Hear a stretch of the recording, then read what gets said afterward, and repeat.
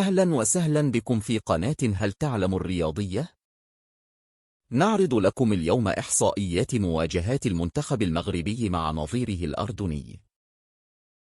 لقد تلاقي المنتخبين في 5 مواجهات منها رسمية ومنها ودية، حيث تفوق المنتخب المغربي في 4 مواجهات وأخرها في النسخة السابقة من كأس العرب في 2021، وتعادل المنتخبان في لقاء واحد.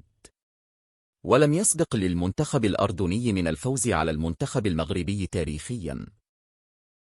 إليكم تاريخ مواجهات المنتخبين بالتفصيل. كأس القنيطرة الودية 1974، المغرب من 2-1 الأردن.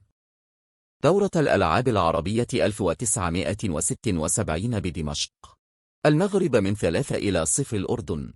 كأس العرب 2002 بالكويت، المغرب من 1-1 الأردن.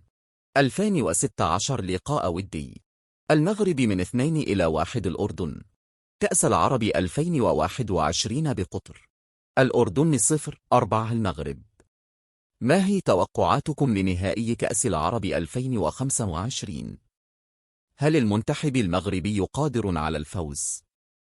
أم أن النشان سيحققون أول بطولة عربية لهم وأول فوز تاريخي على المغرب؟ وفي الختام شكرا لكم على المشاهدة، ومن فضلكم لا تنسوا الاشتراك في القناة.